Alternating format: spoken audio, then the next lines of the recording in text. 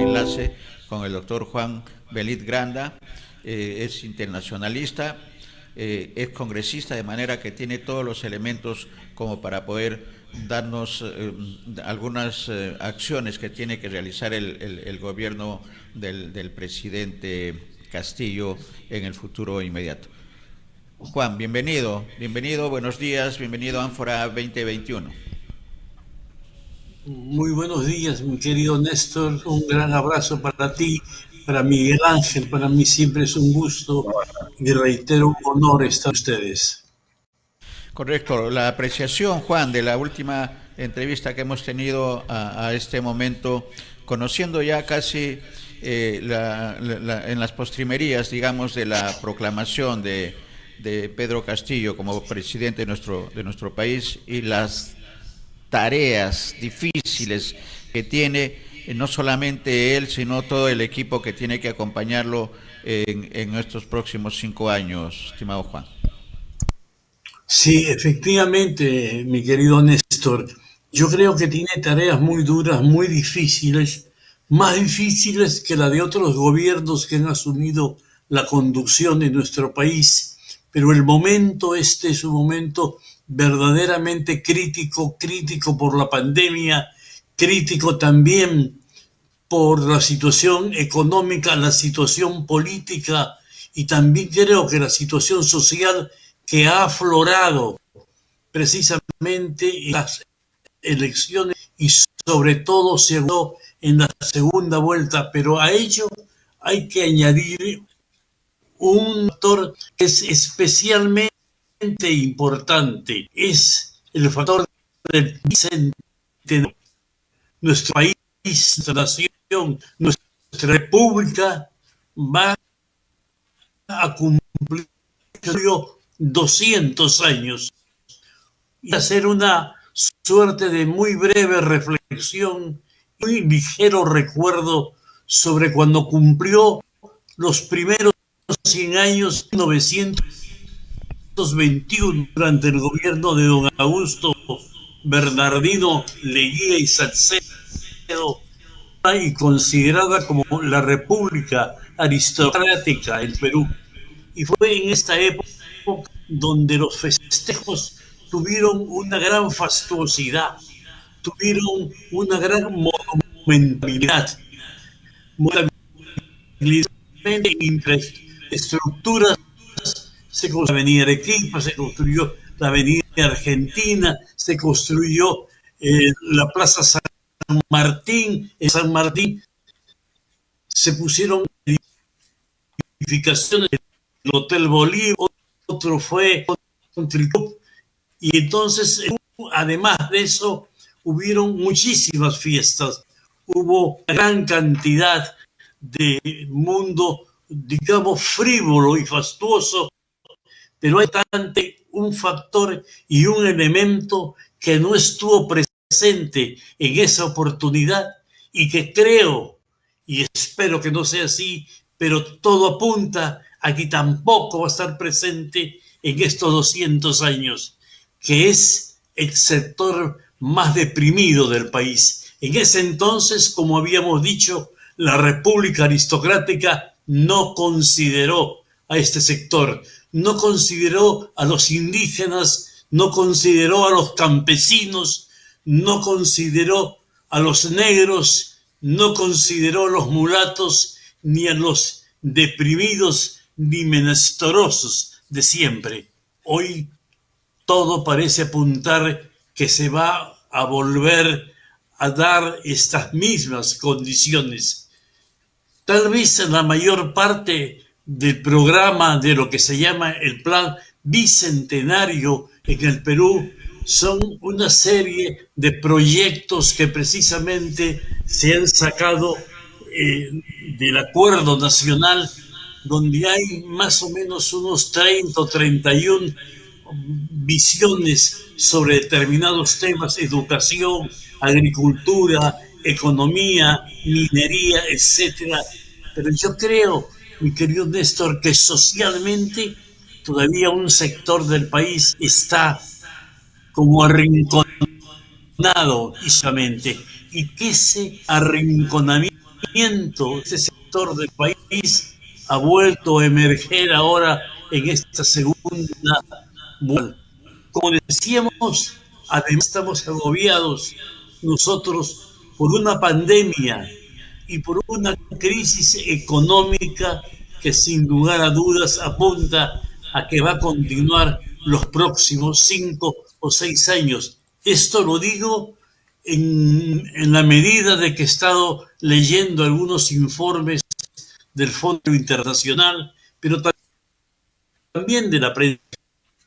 Washington Post, como el New York Times, digamos que Le Monde Diplomatique muy brevemente, muy ligeramente, pero sí otros medios que nos llegan a nosotros, de El Mundo de España, la CNN de los Estados Unidos, hablan de que la segunda vuelta nos ha empantanado en nuestro desarrollo, nos ha anclado proyección al futuro y que ese no se ve muy alentador y una suerte de pesimismo empieza a ahondarse en el país.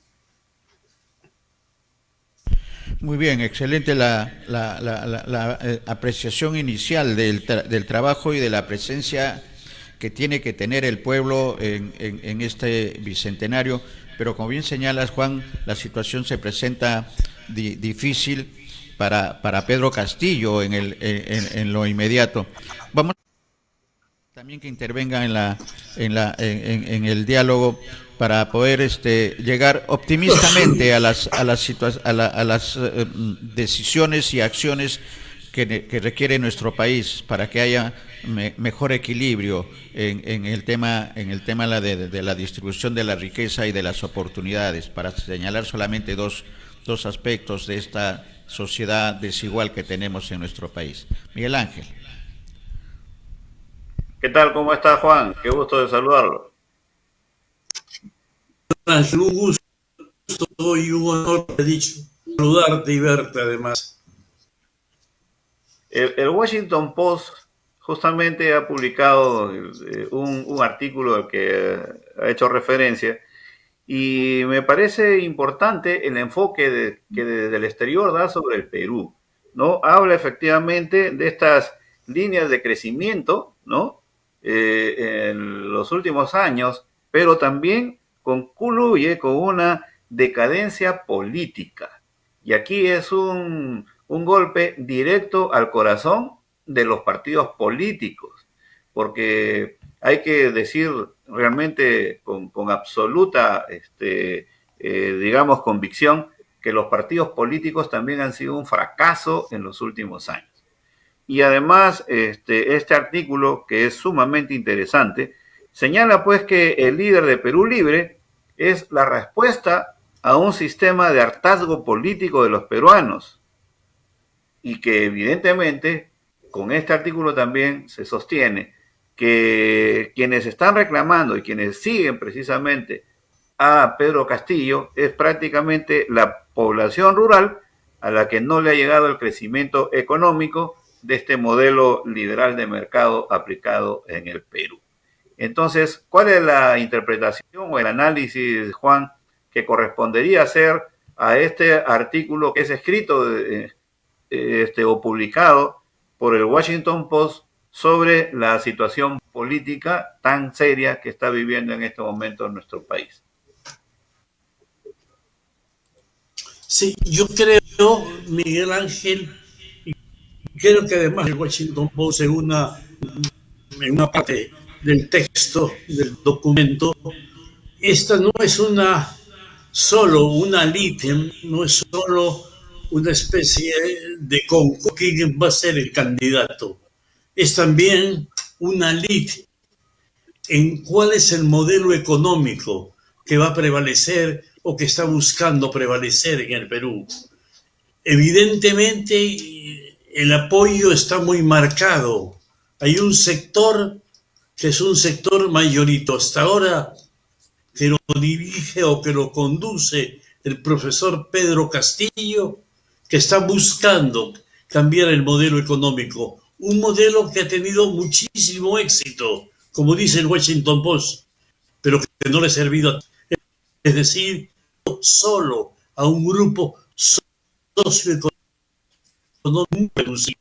Cierto, sensiblemente bajó la pobreza en Perú. Ha vuelto otra vez a emerger este flagelo que desgraciadamente no nos abandona, pero nunca descendió la pobreza del Perú.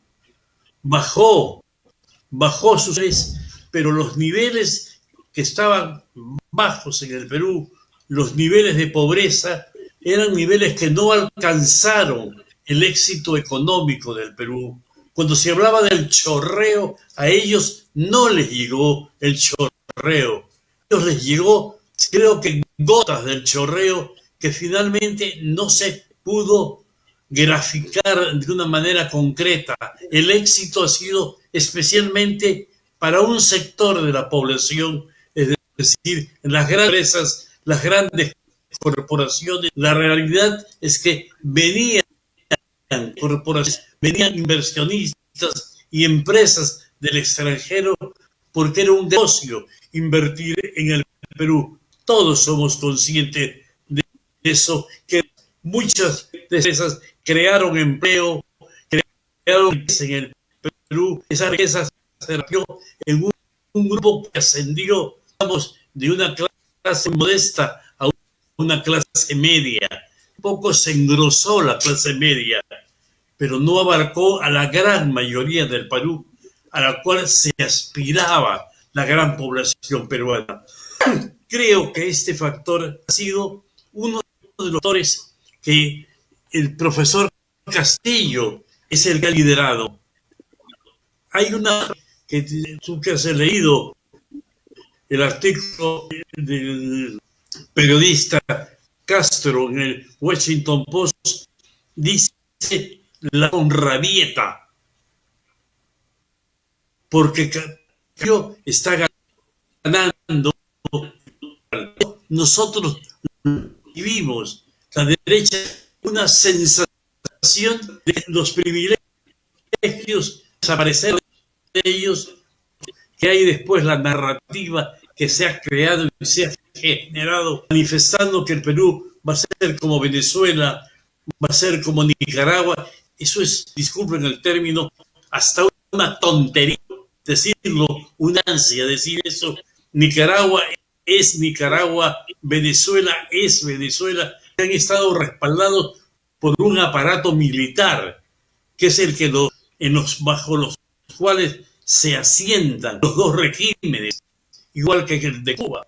En el Perú no hay estas condiciones, más las Fuerzas Armadas manifestado, ellos van a estar atentos, respeto y estricto que se tenga a la constitución del país. Y por ello, además, en los últimos días, que ha abarcado también el escenario exterior, especialmente latinoamericano, de la posibilidad de un golpe de Estado en el Perú, tanto que el señor Mibanco del American Watch manifiesta que Estados Unidos está muy atento, está, digamos, muy tenso por el desempeño del actual gobierno y de las Fuerzas Armadas en el Perú. Ustedes creo que lo saben porque lo hemos conversado con mi estimado Néstor hace días, de que ha llegado una carta del Departamento de Estado por el nuevo secretario, el señor Bly, que manifiesta que la Casa Blanca y el Departamento de Estado de los Estados Unidos están atentos al afianzar este proceso electoral para que se cumpla estrictamente los resultados que marquen las elecciones. Es decir, ellos no es que no van a optar, porque si se dan las circunstancias van a tener que buscar un mecanismo de negociación, pero hoy día nadie imagina un golpe de Estado. Mire, el golpe de Estado 92 de Fujimori ya era un hecho anacrónico. En los 80, 85 habían desaparecido los golpes de Estado. La dictadura de Pinochet ya había desaparecido. Las juntas militares de gobierno de Argentina, Uruguay, Brasil estaban no solamente colapsadas, sino además de eso estaban enjuiciadas y muchos de esos estaban ya en la cárcel por haber cometido este tipo de atropello contra la voluntad popular. Cuando da el golpe el presidente Alberto Fujimori, todos nosotros fuimos conscientes de que Fujimori nos insertó en el sistema económico internacional y sin lugar a dudas eso se le agradece a Fujimori. Pero hay otra cosa, Fujimori nos desinsertó del sistema político internacional y el Perú fue un país arrinconado históricamente. Hoy, si se dieran estas circunstancias de no respetar la voluntad popular, el Perú se convertiría en un apestado internacional. Es decir, en un país que no está de acuerdo con el concierto internacional, con el agravante de que está la Carta Democrática, que la utiliza la Organización de Estados Americanos para encauzar en procesos democráticos a cualquier país que quiera desviarse de esa ruta. Pero además de eso, no olvidemos que la Carta Democrática fue una propuesta del gobierno del Perú durante el Ministerio de Relaciones Exteriores de Javier Pérez de Cuéllar. Es decir, nosotros que hemos propuesto esto somos los primeros que quebrantamos la ley y ellos nos ubicaría pues en un lugar bastante cuestionable. Correcto, Juan. Y en ese escenario el papel de la diplomacia juega un papel importante. Y también de los peruanos en el exterior. ¿Cuál es la apreciación, Juan?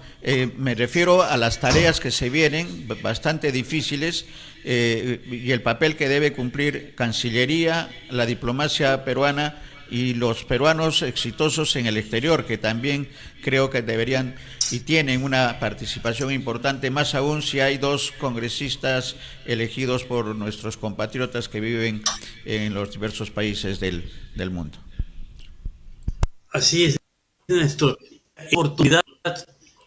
Creo que es la primera vez que Perú tiene dos representantes en el extranjero por los cuales se les ha votado y que ellos conocen la temperatura de los migrantes en otros países, el rol que desempeñan, la nostalgia también por la tierra lejana, la sensación de querer volver otra vez a su país. Y creo que esta situación le da una dimensión muy especial y muy singular al rol que tienen los migrantes peruanos en el extranjero. Ellos también, y cada uno de ellos, es un embajador del Perú, porque va a hablar de las riquezas que tenemos, como de las debilidades y vulnerabilidades que tenemos. La Cancillería tiene en esta oportunidad un papel muy importante, y es especialmente importante porque la Cancillería es una institución que se creó apenas se había dado la independencia del Perú. A los 6 o 7 días de que se da la independencia del Perú, se crea el Ministerio de Relaciones Exteriores, que ha tenido un gran desempeño en la política internacional del Perú y en la política internacional de las otras naciones. Es decir, el Perú ha sido un país con una presencia importante desde la creación del Ministerio de Relaciones Exteriores. Mire, la reunión anfictiónica de Panamá, el Perú es el que hizo la mayor parte de las propuestas. El Perú ha tenido a un secretario general de las Naciones Unidas. El Perú ha tenido un presidente de las Naciones Unidas, como el doctor Víctor Andrés Belaúnde. Ha sido miembro del Consejo de Seguridad de las Naciones Unidas pero además los méritos que tiene el país. Y durante el año de nuestra nación siempre ha estado a la altura de las expectativas del Perú y de los peruanos. En algunos casos, por cierto, como en cosas, tiene sus claroscuros, pero si hacemos un recuento general, el Perú tiene una gran presencia aún en el concierto internacional de América Latina, y yo me atrevería a decir, y lo digo esto sin afán áulico ni mucho menos, que Torre Tagle tiene un peso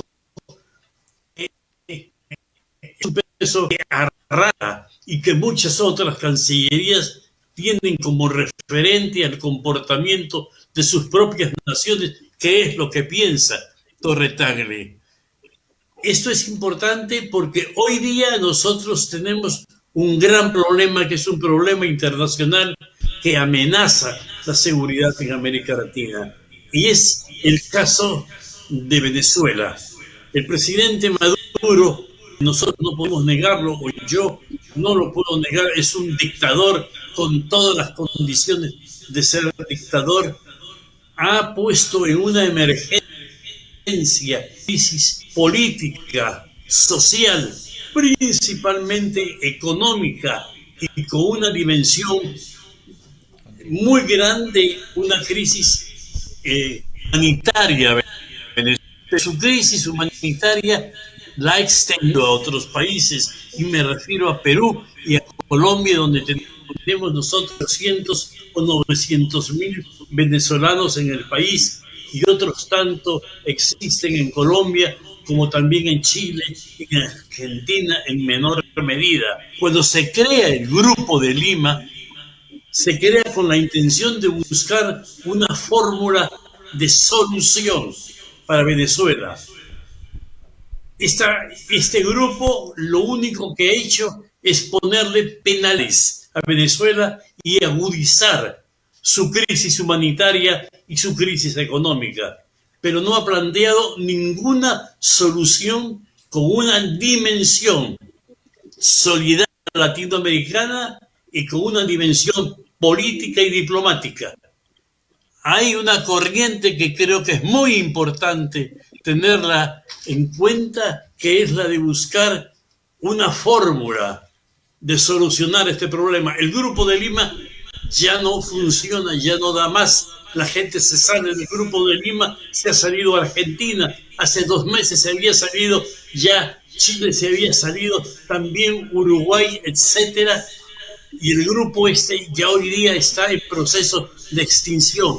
Pero yo creo que se podría utilizar una nueva fórmula, que es la misma fórmula que se utilizó para el conflicto que tenía el Estado colombiano con la FARC.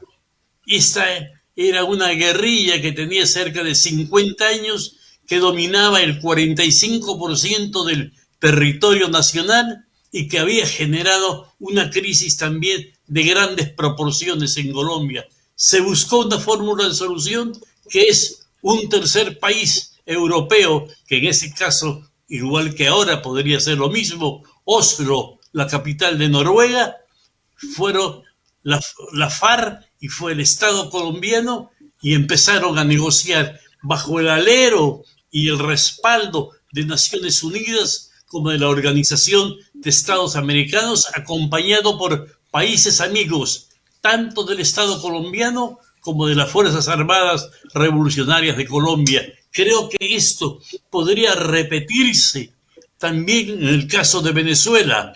Buscar a un tercer país, reitero que también podría ser Oslo. ¿Por qué digo Oslo? Porque es un país que te garantiza la neutralidad. No va a suceder un impronto sin que alguien aparezca como una especie de sicario y quiera eliminar a uno de los actores políticos. Y esto podría pasar porque se le podría invitar a los agentes del gobierno del presidente Maduro y a los agentes de la oposición venezolana, bajo el alero de las Naciones Unidas, de la Organización de Estados Americanos, de los países europeos, con amigos para ambos actores políticos. Es simplemente una tesis y una idea que la podríamos recoger. Excelente la propuesta, Juan, para el tema de Venezuela y la alternativa de Noruega como el país y la ciudad de Oslo como la alternativa para la solución definitiva, que ya no es un problema venezolano, es un problema latinoamericano, es del bloque sudamericano principalmente. Miguel Ángel. Sí, Juan, en este momento hay una movilización de ex oficiales, especialmente de la Marina, de las Fuerzas Armadas y la Policía Nacional. Y es interesante en todo caso que en democracia, evidentemente, también quienes sirvieron a la defensa de la patria, por supuesto, participen en política. ¿Qué puede significar en este momento que participen en este tipo de movilizaciones, aun cuando el sesgo es defender la democracia o apoyar el voto de Keiko Sofía Fujimori? ¿Cuál es la apreciación que puedes tener sobre el particular? Sí, yo tengo una percepción que tiene una dimensión psicológica. Yo creo que un sector de las Fuerzas Armadas todavía es perseguido por el fantasma del anticomunismo durante la Guerra Fría. Creo que este es un elemento psicológico que no nos abandona a los militares en el retiro, puesto que fue durante muchísimo tiempo alimentado, planteado, replanteado, llevados a sus escuelas, desde las escuelas de la América en los Estados Unidos y a sus múltiples cuarteles, y en ello yo estoy absolutamente seguro, la mayor cantidad de las exposiciones, de las conferencias y de las clases, más que de una tecnología de guerra, de unos planteamientos estratégicos, eran planteamientos económicos sobre el peligro que representaba el comunismo en América Latina. Hoy ese peligro, sin lugar a dudas, ha pasado tanto que el acercamiento entre Estados Unidos y los países, tanto de lo que fue la Unión Soviética y de su esfera, es muy fuerte y muy profundo. Pero yo creo que algunas Fuerzas Armadas de América Latina, y desgraciadamente tengo que decirlo en el caso peruano, todavía no han abandonado esas posiciones y esas tesis y se sienten fuertemente involucrados en esa lucha anticomunista. Eso es uno. Pero además de eso, hay que entender que la carta que le han dirigido los militares en retiro al presidente Sagasti, ellos están ejerciendo su derecho. Hoy día son ciudadanos como cualquier otro ciudadano de un país en los cuales ya no sirven a las armas ni a los uniformes, sino son ciudadanos comunes y corrientes y por lo tanto tienen ese derecho. Lo que sí no tienen derecho es a poner el país en peligro. Lo que sí no tienen derecho es a presionar a los comandos de las Fuerzas Armadas que hoy están en ejercicio de sus posiciones. Y le digo por una razón muy clara y muy simple, mi querido Miguel Ángel. Es decir, ellos pueden empujarlos, como dice en la carta, o desliza civilinamente en la carta, interrumpir el proceso, llamar a nuevas elecciones, es decir, lo que quieren decir es desconocer lo que es la voluntad del Perú en este momento. Y cuando termine el proceso y cuando pasen los años, aquellos que se han aventurado a intentar un golpe en este momento van a ser juzgados. Pero aquellos que los presionaron van a estar muy tranquilos en su casa viendo en la televisión cómo es que son juzgados aquellos que fueron empujados por ellos mismos a situaciones de esa envergadura. Yo lo que les diría es que tengan serenidad, que no se apresuren. El tiempo es diferente. Hoy día los manuales sobre golpes de Estado de Ludwig, los golpes de Estado de Marcos Reutemann y su célebre técnica del golpe de Estado ya no están en juego. Esa visión ha pasado. Uno de los problemas que tenemos en América Latina y especialmente en el Perú es que nuestras Fuerzas Armadas se han quedado retrasadas en el concepto estratégico como en el concepto político. Yo les diría que se tranquilicen, que se calmen, que vean el rol que ellos tienen que asumir, aún estando en el retiro. La población tiene confianza en ellos, pero que tenga confianza toda la población, no dividida en una parte. Ahora, Juan, en la manifestación, de acuerdo a cómo estamos viendo, por ejemplo, en las redes sociales, tienen carteles que sobre todo se refieren al presidente de la República. Uno de ellos señala Sagasti, pide aquí autógrafos, ¿no? En realidad, para un sector de las Fuerzas Armadas o para los retirados o los ex oficiales, Sagasti es un personaje tremendamente incómodo. Pero también hay respuestas que me parece que son contundentes y que ojalá que no lleven al desprestigio de las Fuerzas Armadas y la Policía Nacional como instituciones tutelares de la nación. Por ejemplo, en respuesta a los comentarios que están haciendo de apoyo a esta manifestación, hay alguien que dice, y se repite en otros, es fácil salir a marchar y criticar al Estado cuando vienen de él.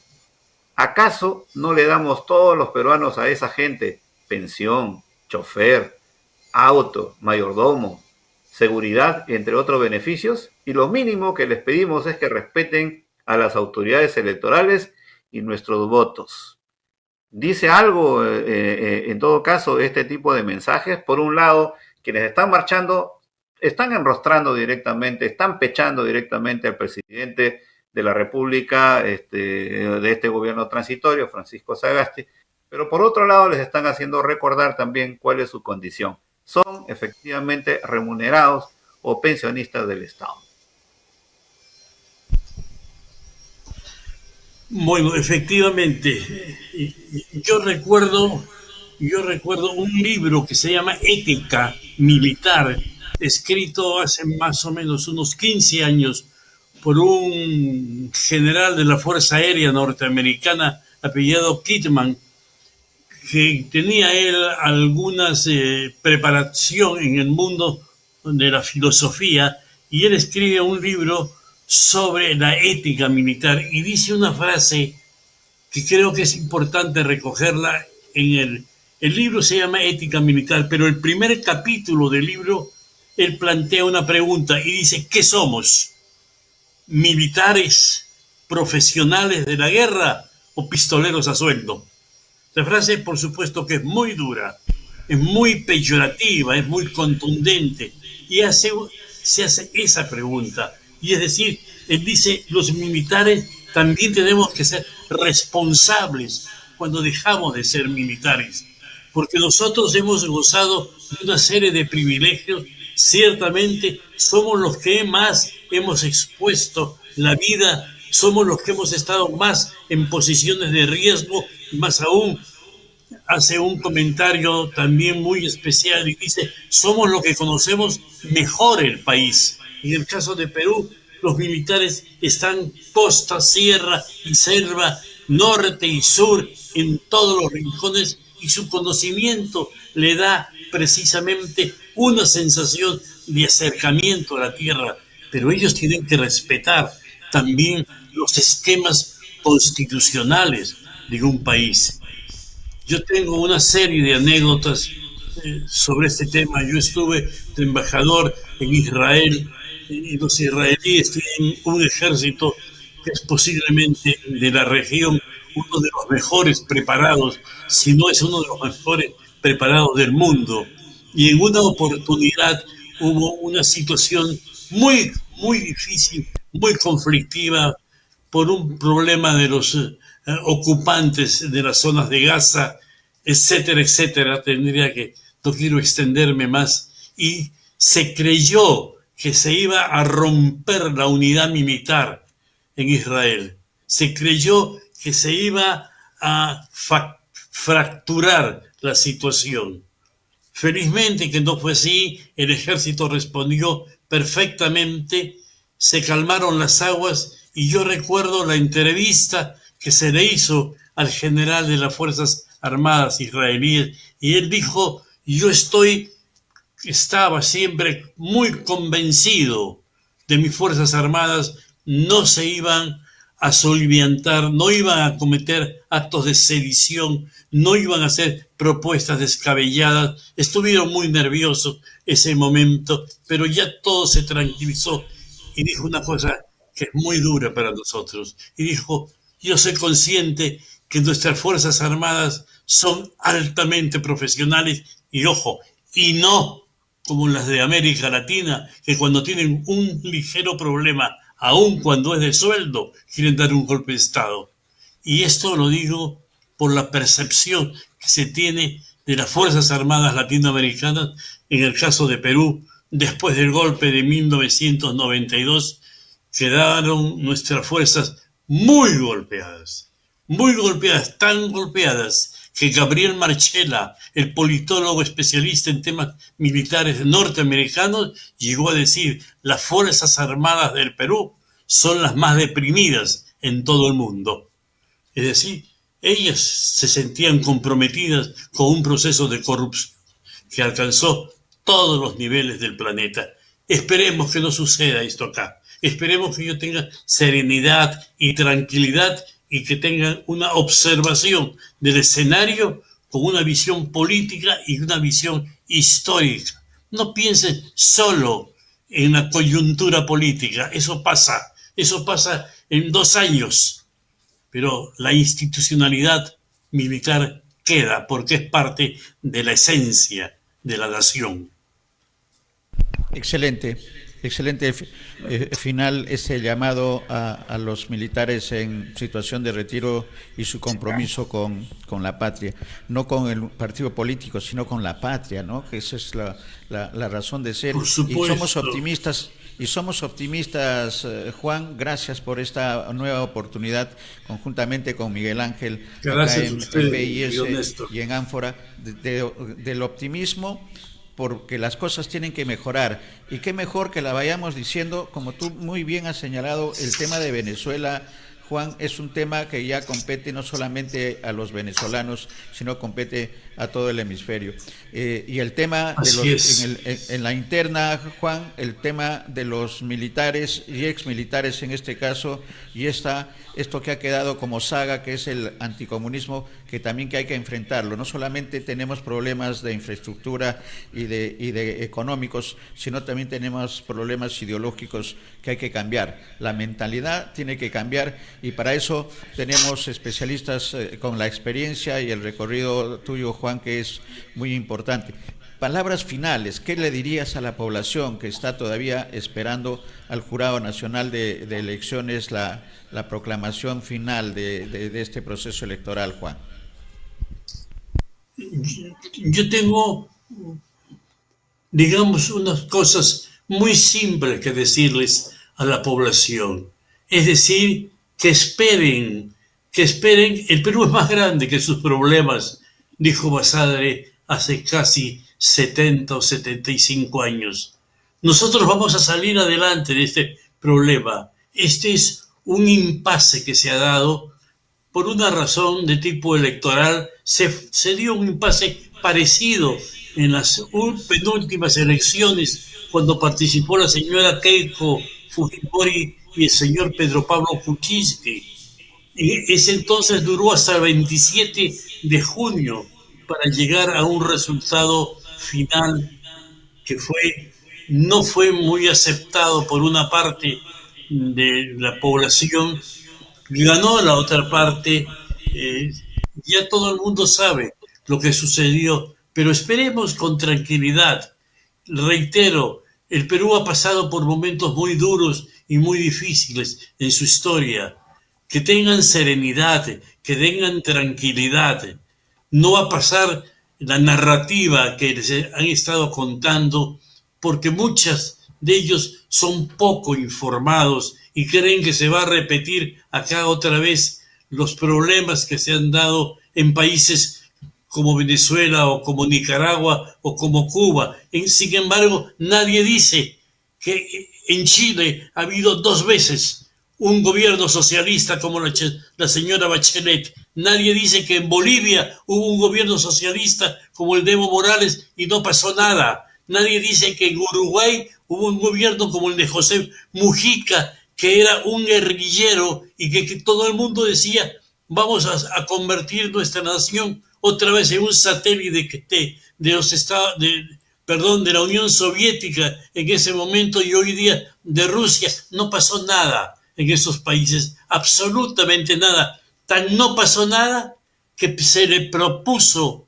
tanto al señor José Mujica que vuelva a lanzar su candidatura y él ha renunciado a su puesto en el Congreso uruguayo por razones de edad, por razones de enfermedad. La señora Bachelet ya no quiere volver a postular por razones de edad. Pasó algo en esos países, hubo algún movimiento revolucionario que capturara el poder. Por favor, no, yo lo que pediría, mi querido Néstor, es no sean ingenuos, no se dejen llevar por las tonterías que hablan las redes. Las redes desinforman.